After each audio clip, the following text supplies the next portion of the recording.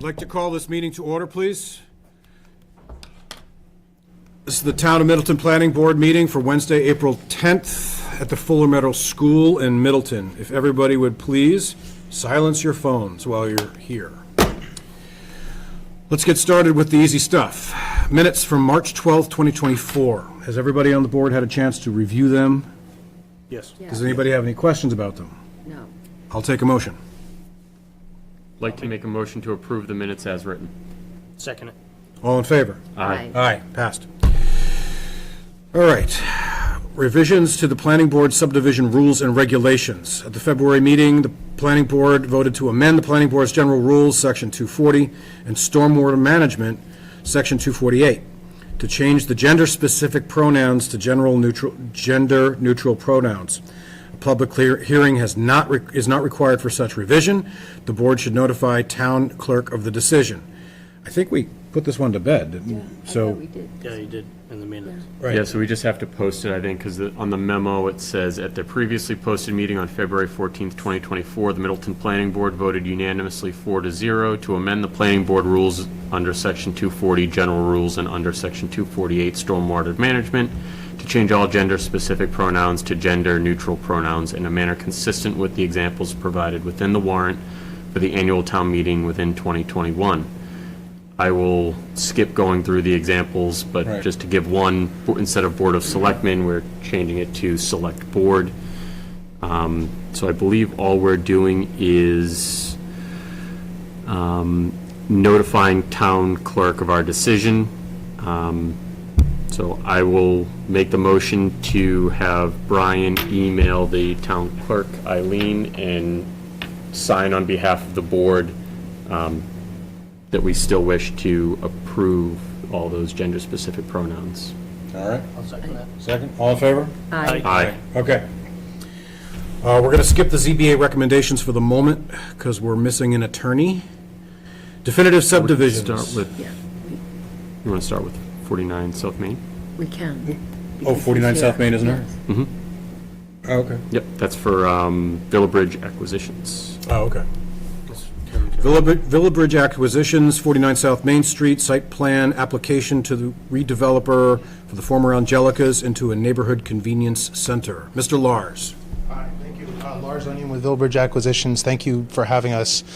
As discussed, we're here to present the proposal for redeveloping the Angelicas portion of the project. As I think you're aware, we've been working on the 40B component, which is more so 10 and 18 Boston. This proposal is to do a new vision of a retail neighborhood center along South Main Street. As you're aware, we met with the zoning board a couple of weeks ago. We've presented what we'll be presenting tonight. Ed Bradford from the architectural team is here to walk you through the design. I would just say, just briefly, we obviously have received quite a bit of feedback from the zoning board, from the ICDRC, the department heads group, and lots of conversations with various residents in town. So we've heard strong opposition to this design, strong support for this design, and a lot of lukewarm to the design. And so, you know, one thing would be really appreciated is your perspective of just what we could do to try to make this better. We are working on some new ideas to try to bring back to the zoning board, either at the next meeting, which is next week, or 2 weeks, I'm sorry, or it may wait till May. It just depends on how much work is involved with Ed and his team. But we are working on bringing some additional ideas forward. But so any ideas you have or feedback you have would be gratefully appreciated, so we can try to make this as good as possible for everybody. So thank you. With that, I'll turn it over to Ed Bradford at TAT to walk you through the design approach for the initial proposal, and then again have a discussion. Thank you. Thank you. Good evening, Mr. Chair, members of the board. As Lars said, Ed Bradford, I'm principal with TAT and architect on the project. Have a quick presentation to walk you through our proposal. Again, as Lars said, on the architectural design.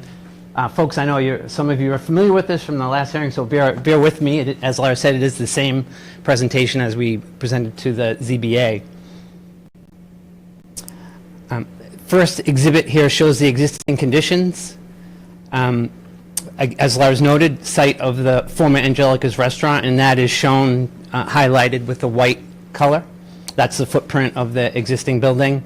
South Main Street is to the right-hand side or east side of the exhibit. To the north is Boston Street. To the south is Rowell Lane. The site is just under 3 acres.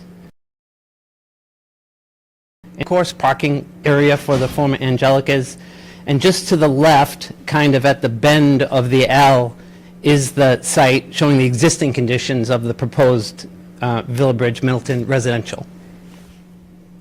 This shows our proposed site plan. It includes 2 buildings, what we call Retail North and Retail South. Retail North is 14,840 square feet. Retail South building is just over 4,000 square feet, 4,010. And we're proposing to split the 2 buildings with the new accessway, the new driveway. That provides important access, as I'll show in a few renderings in a moment, to the rear parking lot, but more importantly, a critical connection from the residential to the retail, obviously a pretty critical connection for folks that reside in Villabridge Middleton residential building to have convenient, safe, we think attractive access to the retail that's in the front. Is that access for pedestrian and Yes. vehicles? Okay. No, so it's currently just for pedestrian. We will be having a gate just to the south of the orange line at that rear driveway. We have had discussions with the zoning board about having that be open and connected. For right now, there is not that connection for the public to use. That is being done to help simplify the permitting because the residential is 40B and the retail is under local zoning. But we may, depending on where we end up with all the traffic mitigation, come back and propose to have that access be there. We just need to make sure that the overall traffic mitigation would support that, because it obviously influences the trips that get dispersed around. But that would be the ultimate vision, to have a proper mixed-use type feel. But for now, the pedestrian connection is there, but otherwise it would be a gate so that emergency response can get around all sides of the residential building, but not the general public as of Okay. right now. Yeah, sorry about that. I was referring to this driveway. So this driveway is both vehicular and pedestrian. I think, Lars, you're talking about. The one down the bottom corner. Right. So Yeah. this is the one I'm talking about, where there'll be a fire gate here. Okay. And you're talking about which one? I'm talking about what this critical connection for to provide access to the retail Yep, okay. from the residential building. Thank you. The parking includes 115 parking spaces, and it's split pretty evenly between the lots that front on South Main Street, a little bit of parking on Boston Street, and then that rear lot. And then the access for the drive-through is along to the south and then back out again. The floor plan, we kind of zoomed in here, we've reoriented here. Now South Main Street is on the bottom of the exhibit. The retail buildings, again, split into 2 buildings with, in this proposal, 10 tenant spaces, 8 in retail north building to the right and 2 to the left. They vary in floor area from about 1,300 square feet to about 4,000 square feet, the largest footprint being what's identified as N8 in the left-hand side of the larger retail building. Pretty straightforward plan and configuration. You'll see in the renderings, very transparent, engaging storefront, addressing the high traffic areas to the street, and then quieter service lane to the rear of both buildings. If I may just add one thing, the demising of the various tenants, we're just trying to show the potential of the site and the buildings. The follows kind of the standard rhythm of 20-foot wide storefronts, but there's no structural load on those demising walls, and so they could be moved or removed to allow for a larger tenant or a different orientation of the different spaces, just depending on who ends up wanting to lease the spaces. One quick question. Sure. S1 and S2, Yes, we're dealing with only one of those having a drive-through, is that correct? correct, yes, that would be right. Please continue. Yep. This shows a group of photographs showing existing conditions today. These were taken not too long ago. The top 2 are from South Main Street Of course, the building that you can see on the site is the former Angelica's restaurant. The view on the bottom right is looking from about the perspective of the town hall across the street. Boston Street is on the left. Of course, South Main Street is in the foreground. And then lower left-hand corner is showing the view from Rowell Lane, the existing split rail fence in the foreground, and then Angelica's in the rear looking across the parking lot. So before jumping into the architecture for our process and before jumping into the perspective renderings, we started by looking at precedents in the town and precedents elsewhere, and that's what these next two exhibits show. For this particular one, we were interested in retail buildings that had a brick front. These are a few buildings that we were sort of inspired by, if you will, in our design. Right at the, let's start on the bottom left, is 2 Central Street. We're not looking in particular to, of course, copy any of these buildings. We're looking to them for inspiration to inspire our design. And what we really liked about the 2 Central Street building is how engaging it is with the sidewalk for that active pedestrian zone. Plenty of glass, plenty of storefront to engage folks as they pass by the building. The other building quite nearby, just out front, is 161 South Main Street. That's shown on the top in the middle.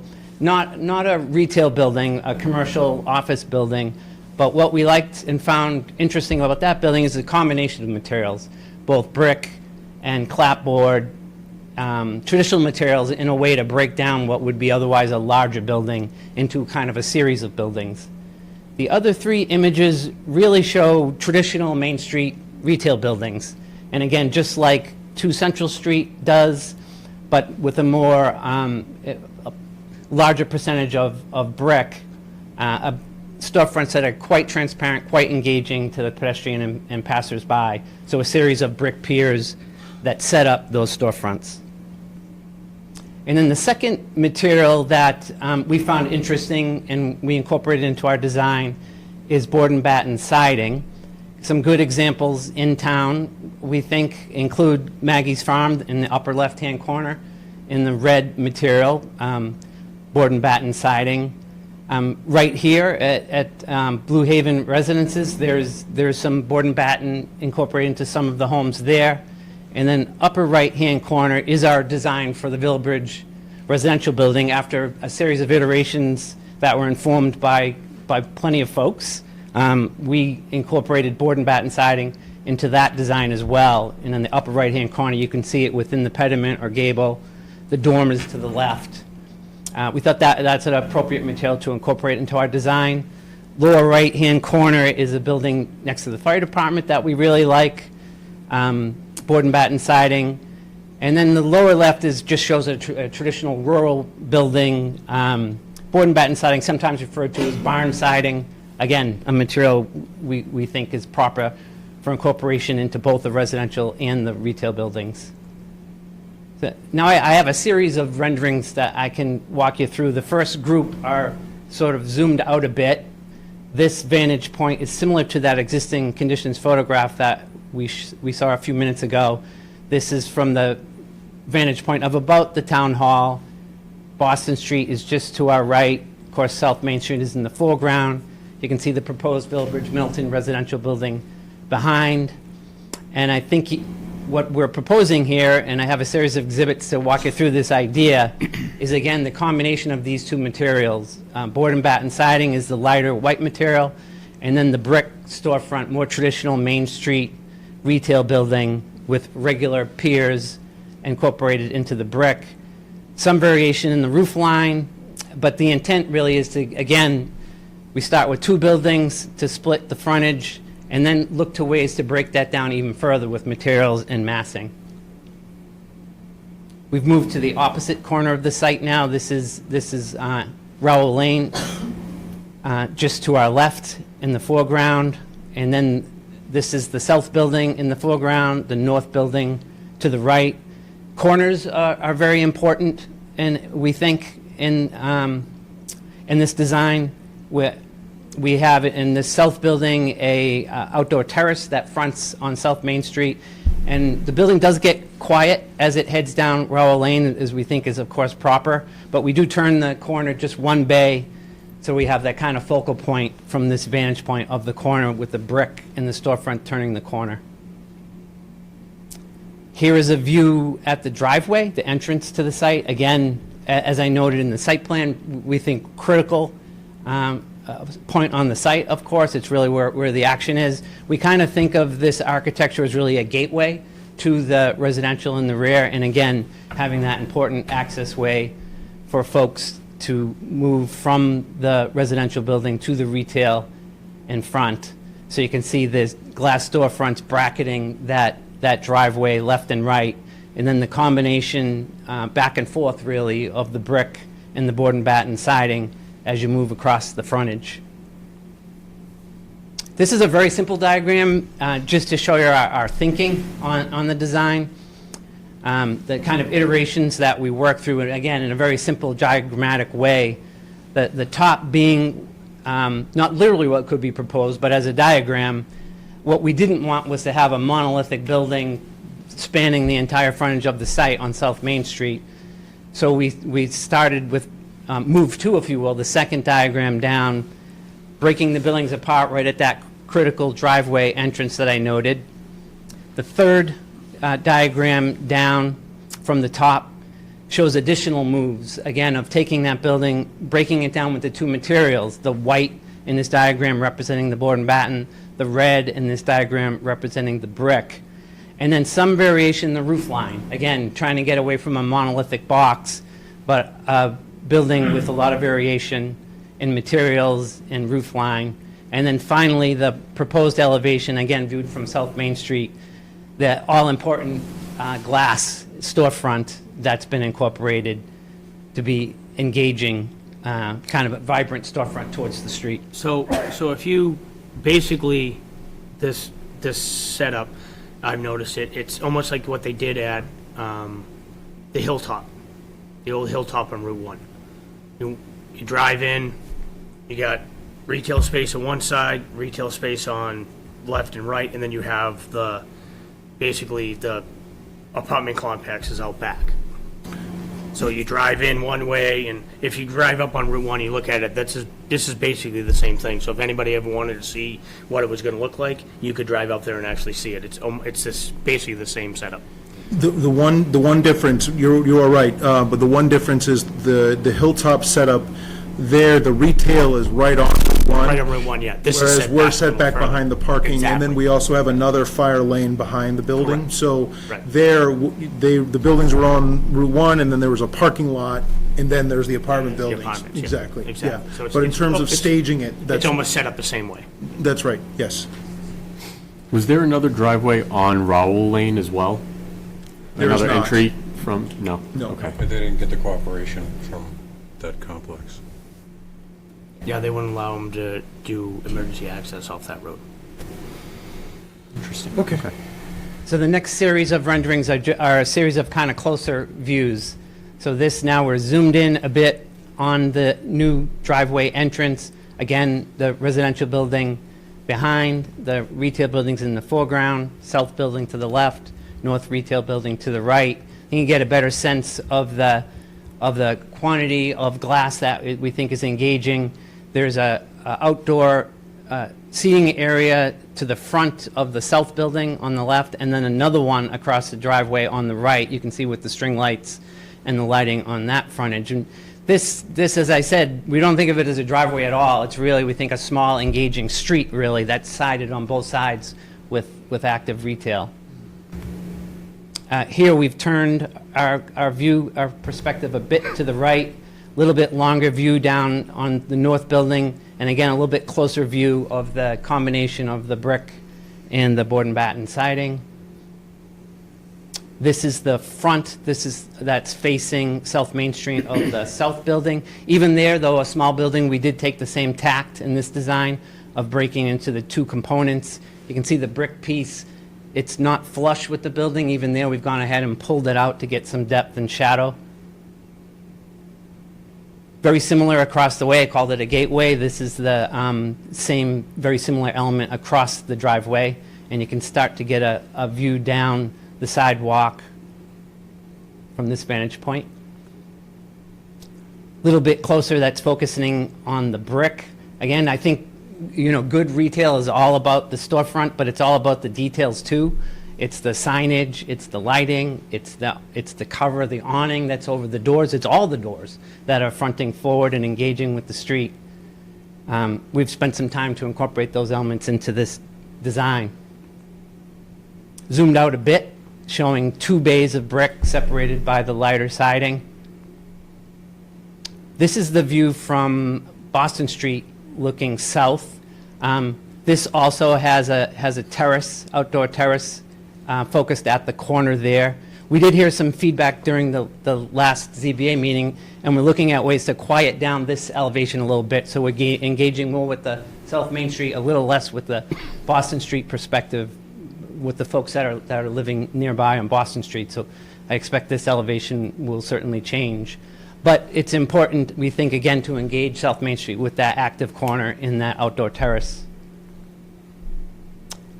And then here's the view from Rowell Lane, similar to that photograph that I showed. You can see the existing fence line along Rowell, the residential building to the left, and the retail building to the right. Just to the right, you can see, again, the brick turning the corner from this perspective. But then you can see the wall after that is essentially without openings, much more quiet, so as not to create, again, the retail should be engaging the active area, not the residential neighborhood. And I think finally this is a view from the perspective of Villabridge residential building. In the foreground is the sidewalk and that connection. And again, as I mentioned a moment ago, we think about this driveway as really a street. So active retail on the right, active retail on the left, and we think a very pleasant connection for folks that park along here and for the residents that live in Villabridge Middleton building. And thank you, and happy to take your questions. I have a question. Can you go back to the very first overview of the lot? The site plan? Yeah. No, go back one more. Sure. Okay. Lars, when you first came to us, we were talking about how, we are apparently an MBTA community, and we've just had to put forward the big meeting, the MBTA Communities Act. With that, eventually, not tomorrow, there may be a bus going up and down 114 from all the way from Lawrence down to Salem or whatever. Yeah. When we first spoke about this, you said that you might be inclined to have not a bus divot per se, but maybe like a lane, an additional. Actually, you know what? Go back to the street. One more. Yeah. Sorry, I don't have a laser pointer. It's okay. Remember we talked about possibly having something coming in right here just a little bit so that it would be more convenient and safe for cars to not only turn in here, but also if, when we ever possibly get a bus, it could also act as a bus stop. Yeah. Is that something that you're still willing to entertain? Because as you said a long time ago, you want to look to the future, and this is part of it, because if Middleton's going to adopt this MBTA Communities Act, we have to expect that at some point, we can beg, borrow, or strong-arm the state to give us a bus. Sure. So I guess I would say, yes, I'm open to talking about it. I think one thing just to point out, and I'm not sure how familiar you are with it or not, but so the frontage here is the 30-foot of front yard that's supposed to be green between the property line and the edge of pavement or building. Mm-hmm. So that's the 30 feet. But this dashed line here represents what we've been talking about with the select board about potentially granting this frontage to the town to support widening the intersection. So adding another lane of traffic so that there could be a dedicated left turn lane in the northbound direction on South Main Street, as well as a dedicated left turn, or an additional dedicated left turn lane on Boston Street. Okay, I must have missed that memo. Yeah, it's a lot of moving parts right now, but that's conversations with the select board. Some elements of that are being talked about with the zoning board. So if that were to happen, then we wouldn't have the room to be able to do that. But now that I know that possibly is going to happen, then that Yeah. would cover it. But, Yep. yeah, I mean, before that was discussed originally, that's why I brought up the question. Yeah, and so if that weren't to happen, then yes, certainly would be open to doing it. It would just, similar to this structure, we'd need to have some sort of accommodation relative to the 30 feet of grass front yard. But yes, there's Yeah. definitely the space to do it, and certainly would be willing to do it. Second question, if I may. Sure. The business that we're thinking of for the drive-through, Yep, we are not thinking about a fast food restaurant, are we? no. Because that will just, that'll attract too much traffic. Well, too much traffic and frankly would be Not fit for that space. not good for Yeah. the residential That space. building and everything else. I Okay, mean, just want to make so- sure. I don't, I will say this, the food industry keeps kind of messing with the model. So like, for example, some people think Panera Bread is fast food and others call that fast casual. So I would say I would be interested in potentially a fast casual operator like a Panera Bread, but I definitely would not like a McDonald's or a, Chick-fil-A is the worst for traffic. So those sort of like greasy fried fast food things, like I'm even fine putting a restriction that says they can't go in there, because I wouldn't want them next to all the residential uses. But, the ideal would be frankly to attract some sort of a quality coffee purveyor. So, Starbucks used to be the high-end thing, but now they've basically almost become Dunkin' Donuts. They're Well, there's one right down the street anyway. Right, but like there's Pressed Coffee, Cafe Nero, they still are doing kind of the third room, like living room, like it's a place to go to and actually. But sit that down doesn't and have require a drive-through. Originally, we were talking about a bank, I thought.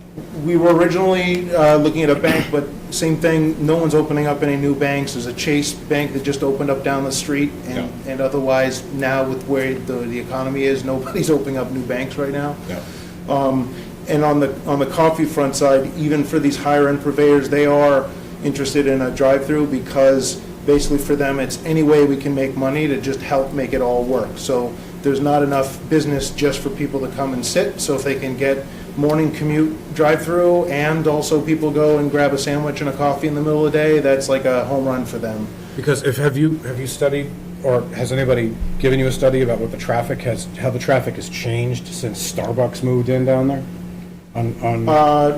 No one's done, I haven't seen anything about that specifically, but I know I, of a Starbucks and a Roma Joe's across the street from each other, and they yeah. both have drive-throughs. yeah, And that is one of the clogging points yeah, of 114. Yep. So that's why I'm hesitant to say anything that's food or beverage drive-through. yeah. That might just add to the problem rather than solve it. Yep.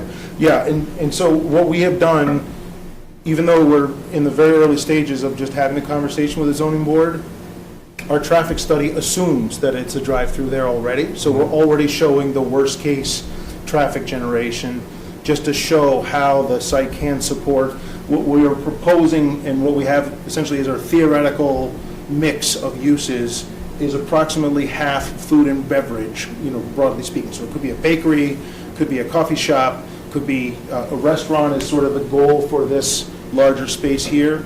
And then the rest would be sort of neighborhood service, retail, a dry cleaner, a bank, maybe. Like I said, they're not really opening up new places, a paint shop, whatever, those kinds of things. Okay. So, but our traffic report reflects A worst-case scenario. a drive-through for a coffee shop in this lighter blue piece here, about 2,400 square feet.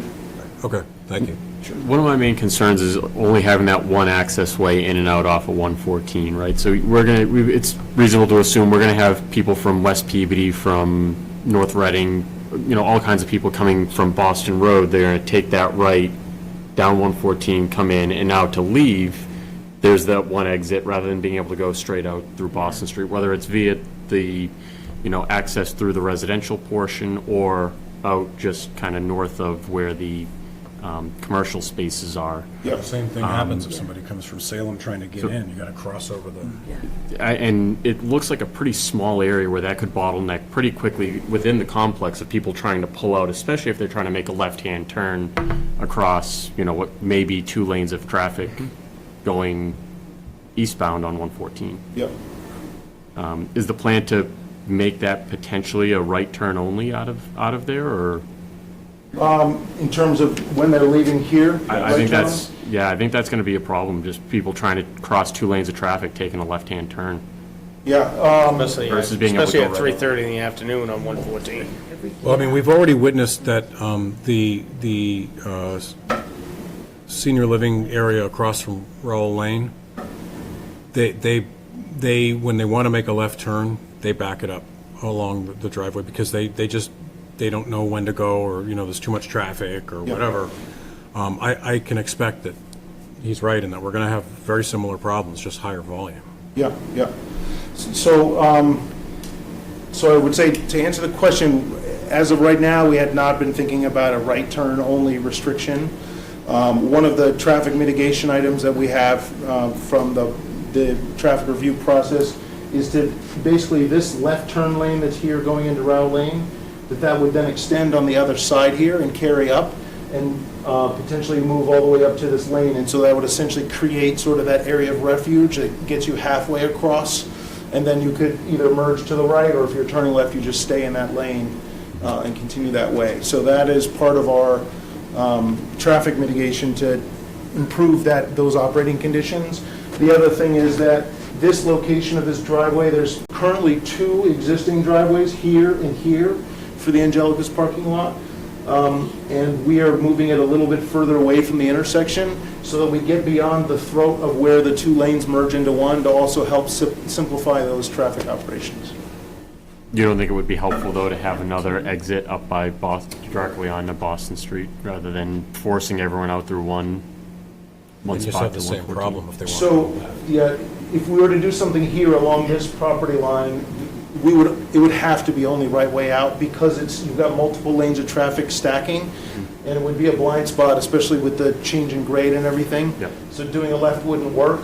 And then again, if we're able to, once we have figured out and finalized what's happening with the traffic, if we can open this up, then that could potentially I think be a that would way. be huge. I think, to because then, disperse the that's, flow of that trips. was, yeah, going back to my first thought was, if we could have vehicular and pedestrian access that goes from the commercial space to the residential area, I think that would probably be best case scenario. I mean, that does pose problems with the average Joe going in there and parking their car in the residential parking area. Potentially, but a lot of times, you know, I've done multiple projects with these sort of suburban mixed-use formats, and it's actually surprised, people are generally, they kind of get it. I mean, you have to put some signage up that says it's resident parking, but it's pretty rare to have, there might be a one-off repeat offender that you need to deal with towing or something, but it's pretty rare. Most people kind of get it, and, you know, the other thing is that, you know, one concern might be, well, then there's going to be a lot of cut-through traffic here, but if we're improving operations of the intersection here, this is a pretty meandering path to travel through, to try and avoid just going here and banging a right and keep going. And so if we do our job right, the traffic operations will be better, so that it's truly, if you have a need to go in there, you'll go, and then otherwise it shouldn't be a major issue. And then also, if it's like, for example, in the middle of the day during the week, and people who are living in the residential building are away, and that's a good mixed-use planning thing, right? There's additional traffic capacity. If maybe the restaurant has lots of people getting together for lunch, maybe it's okay that there's some extra parking spaces being used because they're not being used by the residents. It might be different weekends and evenings and things, but during the day, it might be helpful. So that could be worked out operationally as well between the properties. Gotcha. Okay. Thank you. Sure. I think we had a question in the... Yeah, I have a question about the retail south building. It's such a, in the three-dimensional ones I saw, a very big building. To me, it would be better if it was some more greenery and maybe a lower building, you know, then it wouldn't be like hit with such a big, I live in Blue Haven, so it's, to me, it would be nice if it was a little more open space, and then a one-story building in there somehow brought into the space there. That way, you wouldn't feel like you're really hit with something big right off the bat. It would soften the blow of the whole development, in my opinion. Okay. And just if I may, the both of these buildings are one-story. Right, when I saw the three-dimensional drawing, it looked like a massive block to me. And I thought to myself, well, I don't want to have to turn in and see a massive block. I'm not going past a big warehouse to get into where I live. Yeah. So it's that kind of a thing. And also, most of the people who live in as you know, in Blue Haven are over 55. Yep. So we're all subject to, a lot of walking. People Yep. walk in our neighborhood. And anyway, to me, it would be just nice if it was a little softer in that corner. I know you need as much, much buildings as possible, but somehow it needs to be, in my opinion, needs to be a little softer. And the way to do it is to have a little more greenery, and then, instead of maybe a one-story building, but with a facade that's, 20 feet high is Yeah. not a one-story building to me. 12 feet might be more, more to the direction. Gotcha. The terrace that we were talking about, was that the terrace for the restaurant, was that near, it was over there, okay. Yeah, It was so on the other there's side. a patio here for this smaller building. Okay, There's a patio here, and then another one there. gotcha, okay. And then the other thing I would just mention is one of the questions we were asked when by the zoning board was, as you're looking at this view corridor, Ed had that one picture of sort of seeing how it draws you in, but there were still questions about whether, to your point about, is it soft and green enough? Yeah. So one of the things we have done is, we have had our landscape architect put together a proper seating plan, so we can show Yeah. to the board that you can accommodate proper seating. It's not, even though it looks like it's a relatively small trapezoidal piece, it does accommodate 30, 40 people sitting out there.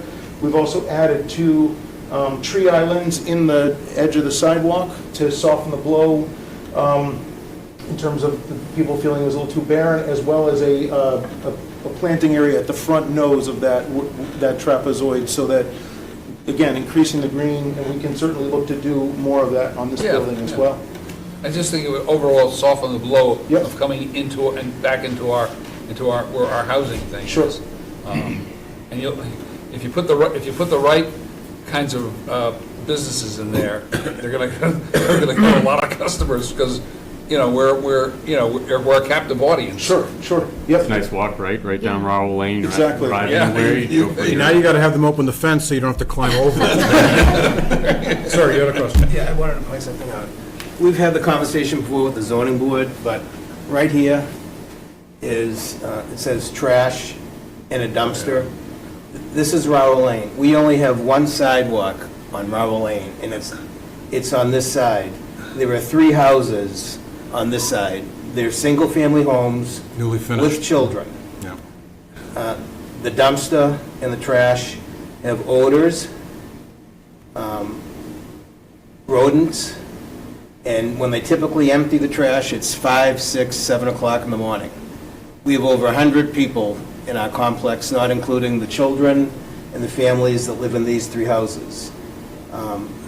So between the noise, the odors, and the only way, again, that we have is this one area. And I don't know if you've addressed it yet. We've asked several times that this dumpster, aside from this, the aesthetics of it, please be moved. Again, not only because of the fact that we pay over $500,000 a year in property taxes for our development, that this be taken care of and not be placed here. So that's something that we need to have addressed. This dumpster cannot be here. I don't know if that's something you would take into consideration, or if you've already taken that into consideration. Well, would you like me to respond? Let's hear what you have to say, yeah. Yeah, Yeah. so we have this dumpster here for a lot of operational reasons. As you know, we originally had the dumpster back here. That was for the residential, right? That was for the residential, yes. We also had an earlier version of the retail where the dumpster was right at the property line. It's now 40 feet away from the property line. It's screened in. Operationally, the way dumpster loading and unloading works is you have to have the truck go head into the dumpster in order to lift it up and empty it. So it needs to be in a location where a vehicle can approach it and go head into it. So that's why we have this dumpster here as well that supports this building. This is the optimal location for that purpose because it allows for a truck to come here, lift and load inside the goose of the drive-through lane and then exit out the site. What we have done, we did look at some alternative layouts, but there's not another place to put it without losing multiple parking spaces and/or, for example, placing it here, or I think you had suggested maybe we put the dumpster out in front of the store to screen it from the residents of Blue Haven. But what we have done is we've put together a operations and maintenance management plan, an O&M plan for the dumpsters that outlines how the dumpsters need to be in good condition or new. They need to have tight-fitting lids, tight sealed doors. There needs to be rodent and vermin management and the requirements for cleaning the dumpsters on a regular basis. With all due respect, I cannot believe that with all the engineering and everything else that's being done, that this dumpster cannot be moved. And 4, 5, or 6 o'clock in the morning when that dumpster is being emptied, the noise of the truck alone is going to be disruptive to the residents. I mean, and there's no disguising that with any amount of management. Well, I think cannot that's- believe that There's dump it trucks. cannot there's- be moved to so the other someplace else. thing, the other thing too is you gotta take into consideration, sir, is there's dump trucks and waste management trucks that go right down 114 at 5, 3, But they're 4, not- they're 5, not 6 o'clock in the lifting morning. And making the noise of. It's, of moving 114 is pretty noisy at 5 o'clock in the morning. it. Yeah. so I But don't think they're a not dumpster- making the noise of emptying a dumpster. I just and- don't and think a they're not having dumpster rodents and everything. once a Well, week this- is gonna be a This problem. goes more towards the Board of Health, for starters, because according to various food code regulations, dumpsters have to be in certain places. I'm not defending where it is right now. I'm just saying that there are certain limitations as to where dumpsters can and can't be, and that's more of the health department. And also, as far as shielding it and everything else, that's kind of more of well, that's sort of us, but it's also the inspectors. They need to know that that can be serviced adequately, and that way the rats don't infiltrate it and start seeping into wherever. I would just say one thing in response to Laz, that if you took this and at least moved it to the other side, in terms of maybe losing a couple of parking spaces, would you agree that it could be moved to this side at a minimum if you lost 2 parking spaces? It is possible, So, yes, but it's so not- would you at least agree to move it to this side and lose 2 parking spaces? I would not. You would not. So you're saying that you would not, it could be moved here if you chose to? Correct. Sure. Okay, so you're saying it could be moved here and it would work, but you refuse to move it there? Well, I don't agree with the pick up- characterization that it would work. It would not work. That'd be very hard for the truck to face Well, in it from would have- that corner. The truck Right, would back in here. the truck would have to come down here and block the entire lane while it's servicing the At trash. 6 o'clock in the morning. Well, I thought you didn't want it at 6 o'clock. Well, I don't, but it's going to come regardless at 6 o'clock in the morning, you're saying. Well, When the I stores are didn't closed. say that. Well, I'm As a matter of saying, fact, in the operations plan we have, we're putting a limitation on the hours of when the trucks can go. right, but the stores would not be open probably when the dumpster comes. I don't want to take up the time, but I'm Sure, saying, okay. most But your most point- likely the trucks would come to empty the trash when the stores are not open. So that would not be an issue, but So it could I guess- probably be. This is there. something that we just can point out- absolutely continue to discuss later. That, I don't want to take up the time, but it could be moved to the other side. I would, if I may, just point out one Yeah. thing. There is a second dumpster right here, 20 feet off of a whole bunch of apartments. That would be subject to the same rules and requirements as this dumpster, which is 40 feet from a property line, which is 15 feet from a sidewalk, which is hundreds of feet away from any homes that are in. But it could be moved to the other side, but. Yeah. They can put it in the garage. Okay. For perspective, if you look at Meadow Drive, right, you go where, you know, the restaurant is, what is it, Crossroads? Yeah, now it's Crossroads, yeah. So it's a very similar setup to That's what right. already exists on 114. That where you that have- dumpster almost backs up to a That, house. that, It that does. backs, that dumpster is right on Meadow Drive. Yeah. It's part of being on 114. Okay, we're going to have to move on quickly. One last question, sir, because we have a long agenda here. There's just one thing, a lot was talked about this one entranceway on 114 to getting to the unit and so forth, where they've moved it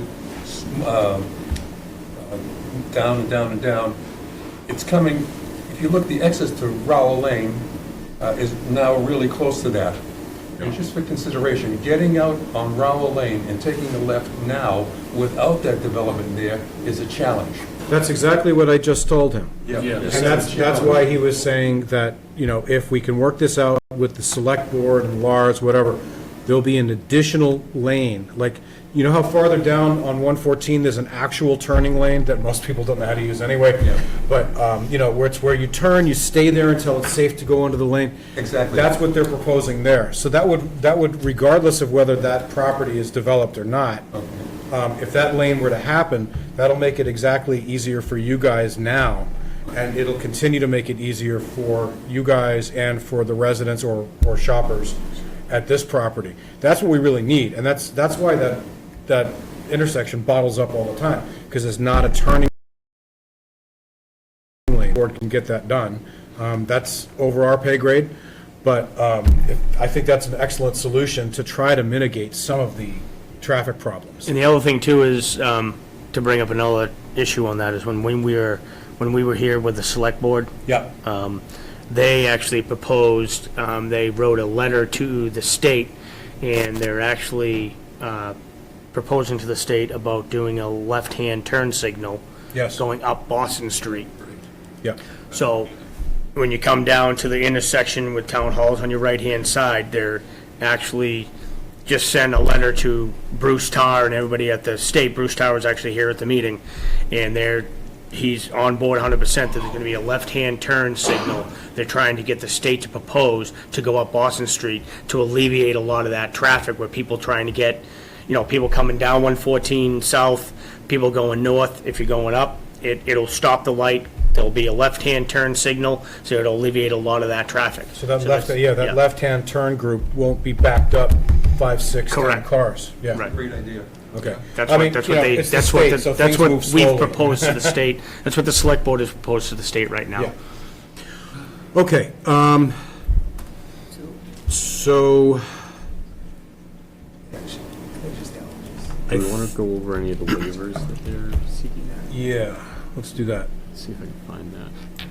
Do you happen to know offhand which waivers are being, Are you talking about the special permits we're seeking? yeah, Yeah, I can walk you through them. that would be If great. you'd like. So one of the special permits is, there's a requirement that there is a 10-foot landscape buffer between a business and residential district. We, in our interpretation of the code, it appears to be a gray area of whether or not a sidewalk is allowed within that landscape area. It does specifically say you can't have vehicle parking or access, but I would argue there's a case to be made that you could have a sidewalk in that zone. But in order to avoid getting into a debate about the way the language is written, we've requested a special permit to allow for this sidewalk to be here along the edge of the parking, which we think is enhancing for everybody involved here. If someone's parking now, the retail patrons have sidewalks on both sides. It helps with the connectivity for the residential. Anyone else in the neighborhood comes down and decides to walk through. So that's one. The other is at this corner, we have a four-sided pylon sign. We had requested to have it greater than 15 feet so that we could have the Middleton corner branding at the top and then the storefronts at a large enough size as legible as people are passing by. We were asking for a restaurant with entertainment use. The primary focus there is to have TVs at the bar. There's also occasionally maybe live music. There's the special permit for the drive-through. And then there's two special permits related to lot dimensional elements. So this plan, if you got rid of that dashed line and everything I told you about the select board, this plan complies with the lot area and the lot frontage requirements. And if you might recall from the plan Ed showed of the existing conditions, it's pretty much paved right up to the street. Yep. And so what the special permits were simply requesting to continue the non-conforming use of the minimum front yard and the overall open area that would enable giving this land to the town through an easement to support the road widening efforts that would happen. So it's a way to accomplish the dimensional objectives. And if that doesn't work out, then this plan, in terms of those two dimensional issues, complies with the zoning, and we wouldn't need those special permits. I mean, I would think that this board would probably support all of it except the extra big sign. but- Yeah. Yeah, and we've heard that, and, I mean, then it's obviously we can not have that. We were just trying to proportion things, and then, but we can Right. certainly pull that back. Right. But, I mean, yeah, they don't sound unreasonable. Do you have a question? I do. Please. How big was that extra big sign you were, I mean, 15 feet? Okay, what was your 15 feet idea? I Yeah. think it was 18 feet. So if we have it in one of the renderings, I can just show it to you. Oop. So you can see it there on the corner here. And so essentially. Oh, yeah. So It's just this top piece. So it's not as big as the market basket sign? No, it's definitely not not that big. No, this is So it's just 18. simply to try and, sort of have a brand of Middleton Corner, which we've worked a lot on trying to create a branding and image for, and then having signs that are just large enough so that when you're traveling at the current average speed of travel, that the sign is large enough to be known from a distance, so people can slow down appropriately. And that's not unreasonable. I thought you were talking about one that's like on No. stilts. and looks It's like- it's the same sort of four-sided pilot, just a little bit taller, just to allow for the branding of the neighborhood center as well as the stores themselves. Yeah, exactly. Frank Yeah, Giuliani or yeah, we're whatever. not doing that big ass. We don't want one of those. Okay. In lieu of a drive-through, did you consider at all potentially outdoor dining seating? Or not? Like in that location of where the drive-through is? Yeah.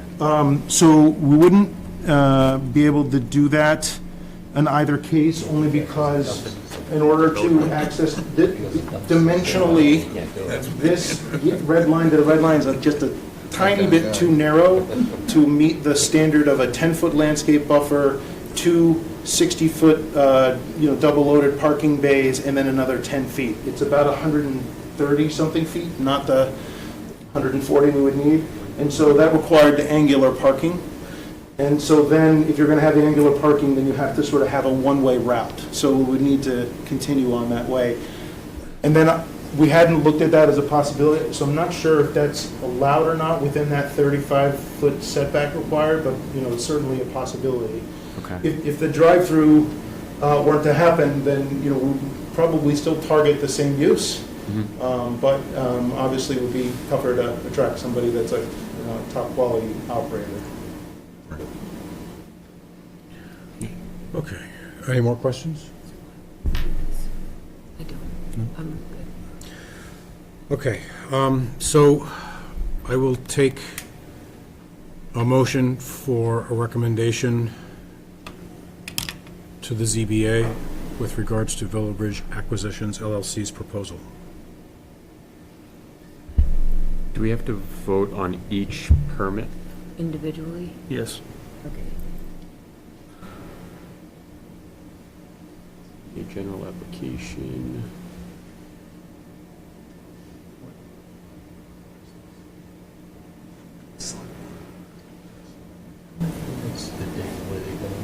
You can actually do it all with all the, if Can we you just accept go all the through special the permits, and you can just say, make a motion to make a motion to accept that with all the special permit requirements With any exceptions that, that we would like. require. I mean, personally, Not more than 18 feet. not more than 18 feet. Limiting the use of the restaurant to not being like a fast food chain. I guess that's the right wording for that.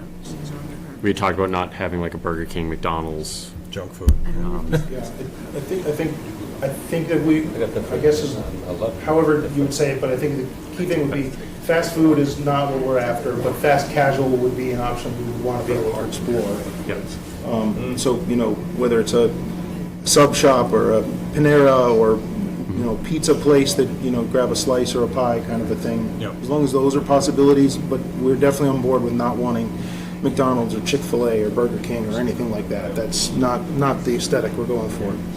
Food restaurants.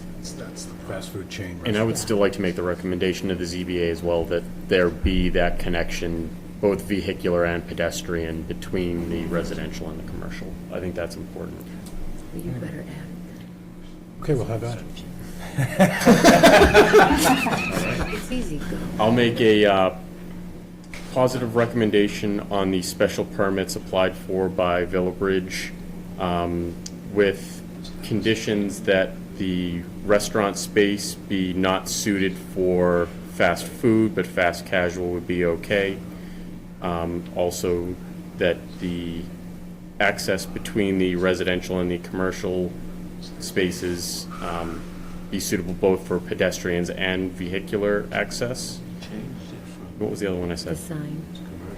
And that the sign be limited to no greater Gentlemen, than please. 18 feet. That was everything, Do right? we have a second? I second that. All in favor? Aye. Aye. Aye. All right. Okay. Thank you very much for your time. I appreciate it very much. Thank Thanks you. for the elaborate explanation. Yep, sorry if it was too much. Sorry. All right, gentlemen, thank you very much. Thank you. Thanks. All right, so let's move on to the definitive subdivisions. Progress report for East Meadow and Ridgewood Estates. Who do we got? She not here. They're gonna have to do a traffic study. Okay, on properties. Mr. Roberto, please. I'm sorry, Alan Shockett, our attorney, couldn't make it. He had a conflict of interest. He had to pick up his wife at the airport, so. Okay. So, where are we? Is Miss Mann here? Nope, not yet. Okay. As of now, still Kurt, do you want to? nothing. Do you, okay, We've been waiting for some numbers from Jill for over We're gonna have to table this at least again. 3 to 4 months now, so that was the last that we were at. so wait, are you trying to indicate that Jill is the holdup here? Well, we talked about that we were gonna get numbers from them, from the road, and maybe that would be a possibility, but we haven't even crossed that bridge yet. Right. Okay, I guess we're gonna have to table this again. I mean, To the next meeting? no, No? I, Another 3 months? And can I? Please, just 1 second. please go ahead. I'm sorry. Quite honestly, I don't think anything is gonna come up to it until the other issue gets solved, which we have a date of January of 2025. That's when we're gonna be going to court. Seriously? Yes. okay, so This is getting kind of out of control. this is out of control. Yeah. So, number one, if you can have Jill call, I guess that'd be Jackie at this point, right? No, Justin's the interim. Okay, so can you have Jill call Justin and give him an update as to what's going on, the town manager, Justin? He's the interim until we get a new planner. You want me to call Jim? No, Jill.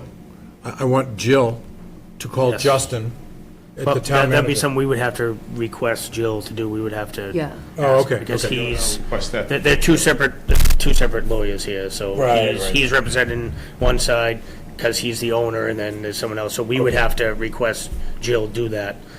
I sincerely hope that neither of these development companies come before this board to build anything in Middleton again. I really hope that, because this has been nightmarish. It will not be received kindly. So, I don't want to interrupt you, but Kurt, could you relay your message to Jill? Just have her give Justin an update? She's on her way. She should be here All right, well, we can wait another, I know she's. we'll give her another, not give her another here 5 tonight minutes. on this matter. right, Oh, she's not even. she's not here on this matter at all tonight? No, she's on the other two. Oh, so then this must have been put on because of notes that Katrina took. Yeah, That's why it caught us off guard also. okay. but Without, the, without Katrina, we are half blind, so, let's just table this for Future. June? June? June? Does that sound good? I think that's the original plan from the last time we were here. Okay, then I don't know why this is here, so. Thank you for showing up anyway. No worries, Thank I you. appreciate it. Sorry for no news. Okay. Thank you. Lightner Way, let's go to that one. Vote to release returnable subdivision fee to the applicant. Greg Monastrio? Here. No? Not here. That's great. Okay, well, I do have something here from Jackie, which I presume... Oh.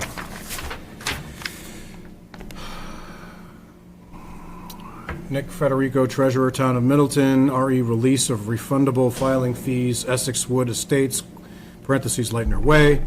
Dear Mr. Federico, as of January 10th, 2024 meeting, Middleton Planning Board members voted unanimously to release all surety for Essex Woods Estates. The total refundable fee is $13,659.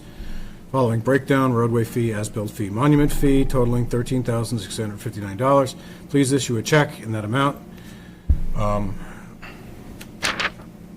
Last time, we only released some of the funds. Do we know at all if this has been, Completed. Yeah, the reason why this is being released is because they did satisfy what they had to do for the rail trail. right, the rail trail? Okay. That's what they had to do. Yeah, They the did as-bills were- they the did as-bills were satisfy it. done, right? Yep, that was 2 months ago, I believe. Okay, They did so- satisfy that, and that's the reason why Jill's got the zoning to, they put the zoning to release it. Okay, so then, I'm going to sign this, are we all in agreement that I should Yes, sign this letter to yes. get the money out? Yes, Very good. absolutely. I'll make a motion to allow Brian to sign and release the returnable fees. I second that. All in favor? Aye. Aye, done. Okay. Jill, nice of you to join us. Literally, somebody just says, be up there, get my roller skates on, right? All right, well, we just gave East Meadow and Ridgewood Estates the boot, because they weren't even supposed to be here in the first place, apparently. Yeah, they put it on the docket. He showed up. The lawyer had to pick up his wife, but yet he's like, we still haven't reserved anything. He said, the last thing he said, he goes, we can't resolve this until we resolve the other issue that's not going to court until January of 2025. Yeah, so. Don't bring these guys to build anything. But I think the last But update was that they were waiting on pricing for the road. Yeah, still They waiting were on all pricing. supposed to show up tonight, not I. All right. I'm not even here for that tonight. We know Well, we're that. already an hour So deep. begin. We're already an hour deep, so let's begin with 156 North Main, shall we? Yes. Oh, I'm so excited about 156. Do you have the, don't worry about it. I'm not even going to go through it. I have the actual just little, that's my husband's thrilled that I'm here, by the way. I know he is. He didn't want us to call on him, he No, really didn't. oh, trust me, no. No, Kurt literally said no. Because I asked. So 156 North Main, you guys know the property on the corner of Lake and North Main, it's right, there's two of them there, but that's okay. It's right before, right in front of the bus. Yes, we know it. You know it, right? We know it. Okay, so this is finally going to be a redevelopment of that. I'm pretty excited about it because the property really could stand some love and attention. And this guy, Mike McGrath, he is actually a Middleton resident. He owns a home heating business. Yes, he does. And, yeah, you know Mike, right? Oh, yeah.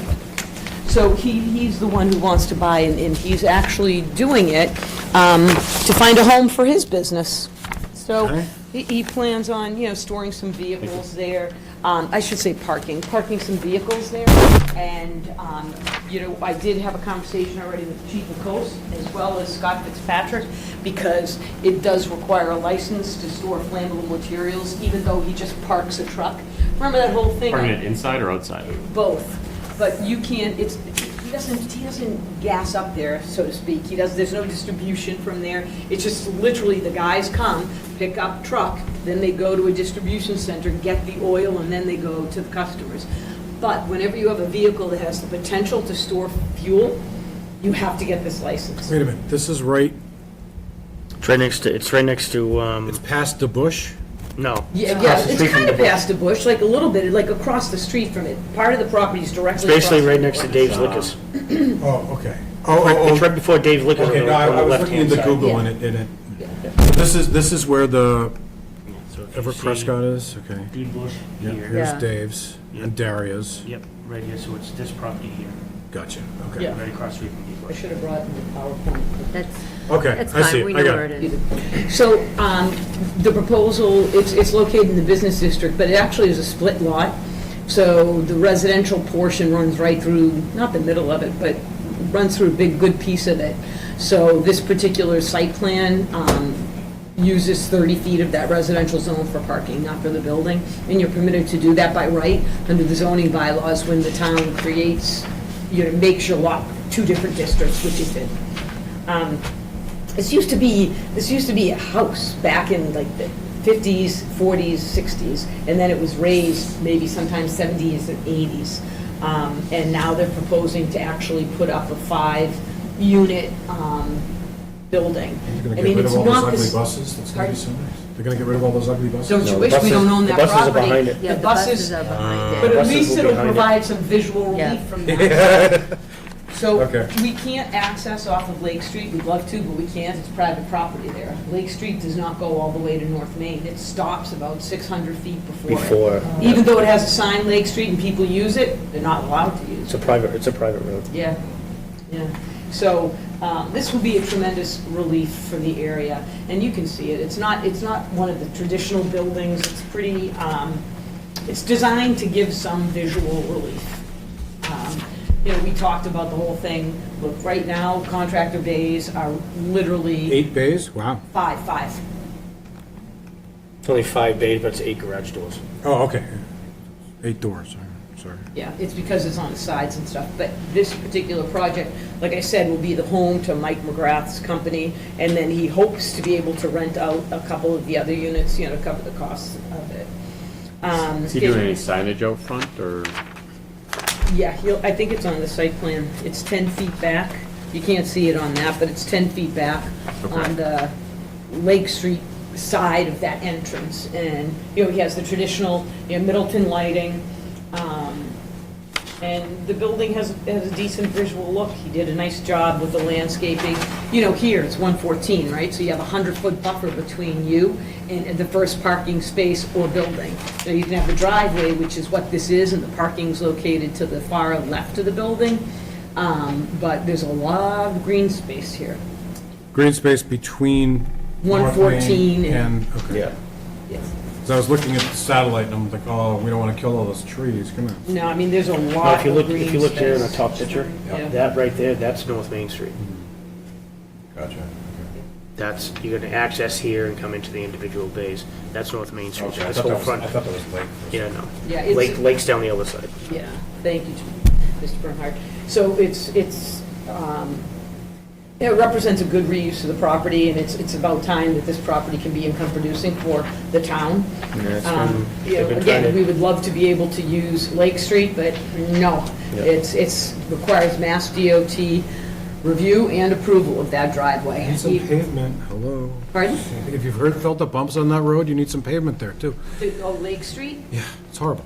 We can't do a thing to it. We would love to, but I we know. weren't. Yeah, we asked permission. yeah, but we it's never didn't. been adopted by the town. No, I know, I'm just saying, it's a shame that it's not actually paved. It is, because there's drainage issues as well.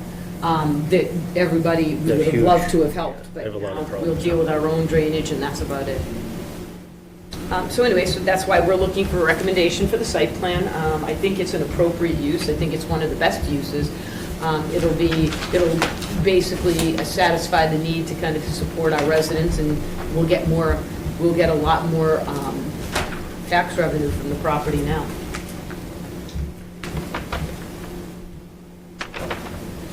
It's not bad, it's kind of like a barn style. Yeah. Anybody have any real questions? I think it's a great use of the land. What do you think? Been sitting there vacant for a long time. All right, I'll take a recommendation. I'll take a motion to make a recommendation, excuse me. I'll make a motion to recommend that we approve the special permit. No, it's the positive recommendation. Positive recommendation To the To the ZBA. zoning board. to the ZBA. zoning board for the site plan Site approval. For Yeah. 156 Okay. North Main. You want to second that? For 156 North Main Street, Middleton. I'll second that. In stereo. All in favor? Aye. Done. Move on. Move on, let's go. So, now, this is an interesting project. So this is the one, do you guys remember Nassau Way? Yeah. Remember when we had, okay. Oh, wait, isn't this the guy who wants to put the addition onto the side of his giant No. Second building building. as you Wants turn another around towards building. the transfer station? Sort of. So it was a big building built on his property, his Yeah. second big building, 9,700 square feet. Yeah. And basically, all approved, done. We go to investigate the condition of the land, we're starting our construction. Remember how the land had that improper landfill? Well, that extended into this property. We had been meeting with the town administrator's office for months, almost, ever since Andy Sheehan left, we have literally been having meetings with Justin and Jackie monthly, sometimes even more frequently, because the amount of landfill that is on the property makes the development of that building on that property exceptionally expensive, not only for the developer, but for the town, because the town actually had some issues relative to that landfill activity, and it requires that it remediate for those activities. Now, that can be in any manner, but if we were to put a building, they would then have to deal with a lot of additional costs. So through discussions between the developer, it was agreed that they would just let the site be capped. So instead of having to remove any of the material and then have it processed outside a site, which would be required to do any kind of foundation, it'll just literally, they cap it, I don't know how they cap it exactly, I know they put monitoring wells, but it's something that the town is working on, and then we are going to facilitate in order to make it the least expensive remediation that the town can have with regard to that property. So Where's it putting it? Yeah. in consideration, there you go, you knew, we're moving it across the street, so they happen to own 4 Natsu Way. Is that that dirt parking lot? That dirt, you are so good, Mr. Carroll. The dirt parking lot. Wait for somebody to do something like that. I as well. The issue with that is that it requires variances. So we told the town, look, it's going to require variances because to put up the building that we need, it's not, the lot is undersized because we don't have any ability to grandfather the lot. It used to be legal until the town took that ability away in 2008 with that revised and that restated bylaw. So now that property sits there vacant. So our proposal was, we're going to move it across the street. This results in 2 things. It allows the town to cap, no increased costs. Then we discovered this property is also slightly contaminated. However, the ability, we will get the certain variances, and what we'll do is we'll pave the area where it's. Is that the land that's right next to? Right next to the boat Right next to the boat storage. storage. Exactly. Before the boat storage on the left-hand side. Yes. Right And by, there's, like, right by where the- Derise's property there. Yes, so right Okay. where the boat storage is, so we'll have like a driveway that's about 45 feet wide, and the reason for that is because we're going to cap where all of the fill is, the landfill material, so that we don't have to export anything. And then in the parts where the building is, there's like, it's like 2 feet of landfill material, that's nothing. We can lose that in certain places and then cap. So again, the cost to the town, it doesn't have to necessarily clean up this site, it doesn't have to clean up the site across the street, so that's why we're moving it. Just wait until we gotta clean up the site next to Jushin Way. We are. So that's going to be, I don't want to speak for the town, but my understanding is that's going to be something that's going to be discussed very, very quickly with the town residents in the select board, I think.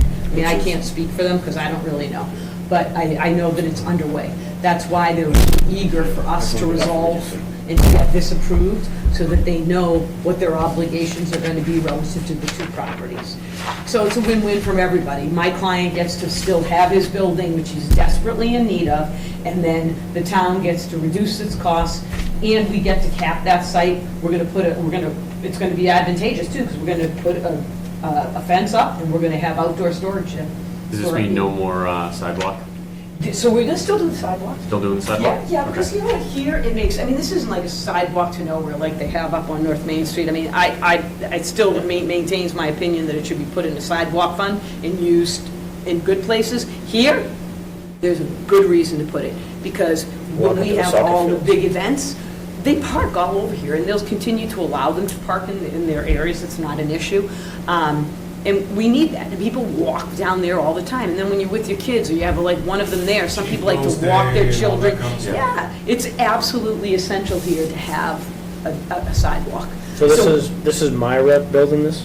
Yeah, exactly, Myra's gonna build it, and then with regard to the sidewalk, Myra will put it in too. Put it in too. But we're negotiating where it's gonna be, because we were trying to figure out, okay, which side do you put it on? And we were having a discussion about it, I said, look, we're just gonna put a note on the plan, we're gonna put a sidewalk in, and we're gonna let you tell us which side. Because at first, they're like, oh, we should put it on the side that's closest to Peachy. And I was like, do you really want it there? Because now you've got to cross the street where crazy people go to the dump. I said, doesn't it make sense to keep people on one side? Because when people are going, Riverview is basically closed, and then they can cross in front of Riverview and then continue down the side and then go into the transfer station that way. I said, but you know what? We do whatever the town wants. Whatever the town thinks is safer, we'll put in that sidewalk, 100%. So, Questions? we're not voting on the sidewalk right now. No, we're not going to decide on a sidewalk right now. In fact, it's going to depend on the remediation of a Judean Way, because if they decide, as Jill's saying, to do it fast, quickly, then maybe that's the side they want it on. Who knows? And that's why we said we didn't want to put a side on the plan. We wanted to say, okay, look we're going to work with DPW. When you guys give us a side, we'll do it here. I'll take a motion that includes the condition that language to that effect in the sidewalk, regardless of the side, is included. I'll make a motion for a positive recommendation to the ZBA for the 4-7 Natsu Way special permit, including the variance, with the condition that the applicant work with the town to determine the best potential spot for the sidewalk.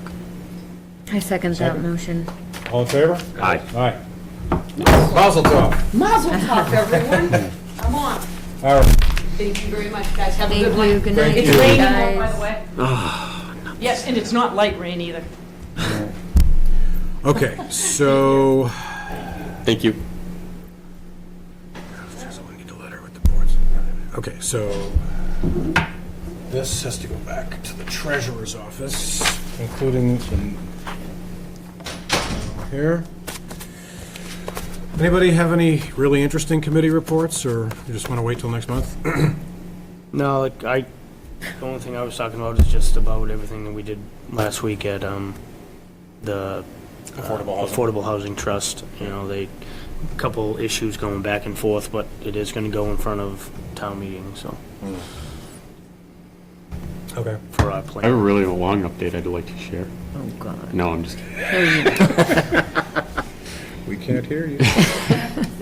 No, the CPC met, Community Preservation Committee met, quick budget update for 2025. We are, again, putting 50% of the funds available to the Flint Public Library debt service to try and pay down that debt and ease the burden on taxpayers with the increases that we expect from, the new development here at the golf course. Also, it is going to be used to fund used for additional funds for the Affordable Housing Trust to meet future goals that we have going there. Yeah, that's what the select board said, the same thing. They're going in on the town, when it comes out, they, before town meeting, when we get our agenda and our plan, it's, they're going for $85,000 from the SOP to put into Affordable Housing Trust Fund. Yeah, so the total breakdown, the Flint Public Library renovation and expansion debt service, looks like we were putting a total of $182,000 towards that, $500 admin budget. The Affordable Housing Trust, in addition to the $200,000 that was given to start, we'll receive another $80,000, bringing the balance up to $280,000 there for the Affordable Housing Trust. And then the last portion was the Flint Public Library.